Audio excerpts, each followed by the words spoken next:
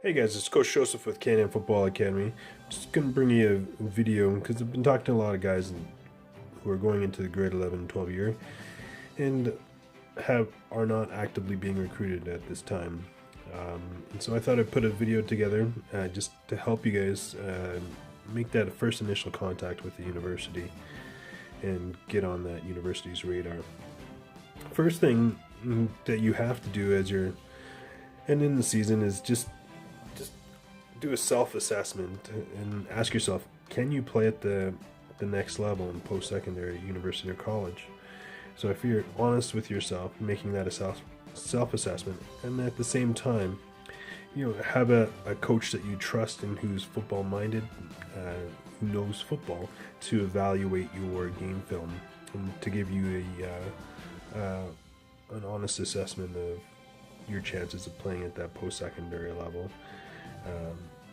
So once you've done that assessment and you've qualified yourself as being a guy who can play post-secondary, and start looking at schools that are within your level, a level of play. So if you're a D2 player, I wouldn't go looking at D1A schools.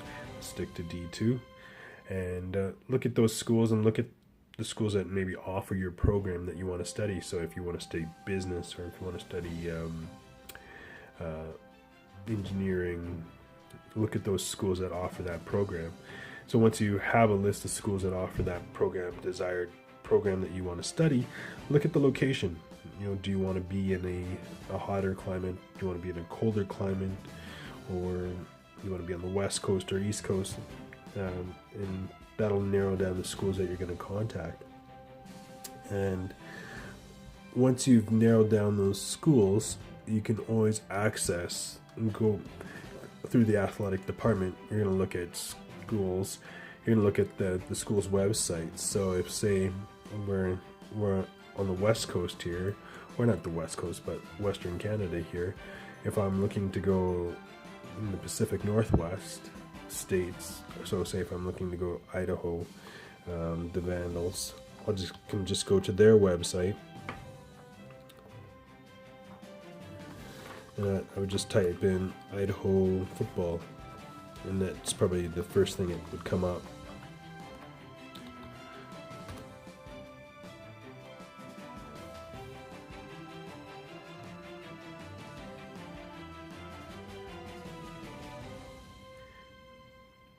So as I'm waiting here,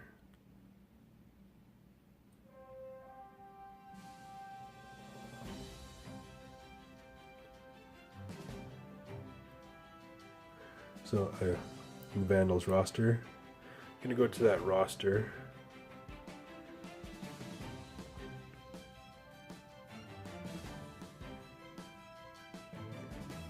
And it should bring up the roster as well. I'm gonna go straight there to the coaching staff.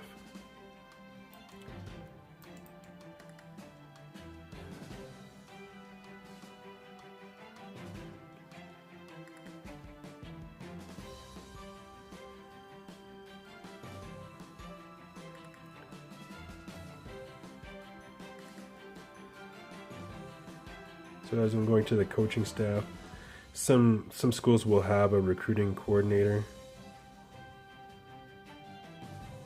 and some of the larger schools will have a recruiting coordinator, and some won't. And it looks like when I went to coaching staff, it didn't take. But I'm gonna go to, if it's not on the actual website, just go to the staff directory.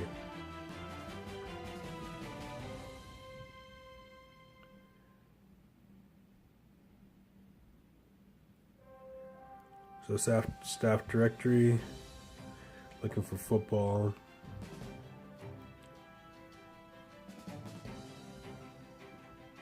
Boom. So Jason Schumacher, running back coach. He's a recruiting coordinator and also special teams coordinator. So emails there, direct phone number to the football office is there. What I would do is I would just right click, copy the email address, and then would have a Word document that's opened up. And I have one here that has all Pacific Northwest coaches, recruiting coordinators and coaches that do the recruiting, their contact information. So I already had Jason Schumacher and his contact information right there. So what I would do with that information, before I make contact with the coach, I would formulate my email template. So my email that I have for coaches, and I'll put a link to the email. I'll put a link to the email in the description. With the email, there's a template email that you could use to get in contact with the coaches. But I mean, they probably receive thousands of these. And the bigger schools will receive thousands of these.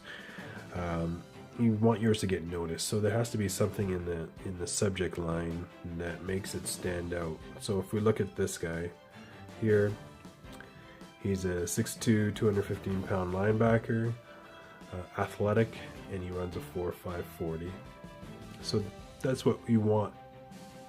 You need an attribute, a true attribute that's going to stand out. Whether you're athletic, whether you're 6'7", whether you're 320 pounds, whether you bench press 225 30 times, something that stands out to the coaches and makes them go wow. So if we look at this email, it just says, Coach, my name is blank.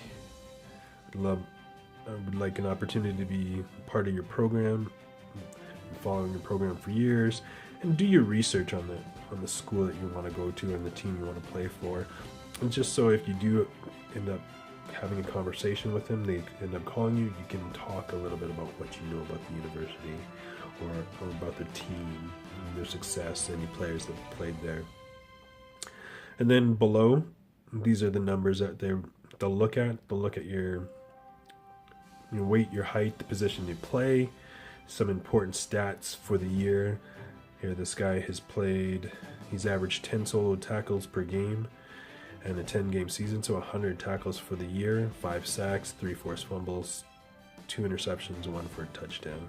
And then also the measurables that they're talking about, your vertical jump, your pro agility, your bench press. And then the most important thing, academics, right? You want to see what high school you go to, your graduation year, your GPA, or if you don't know GPA, your percentage, and then if you've taken your ACT or SAT, and then somebody who can vouch for some of these things, so your high school coach.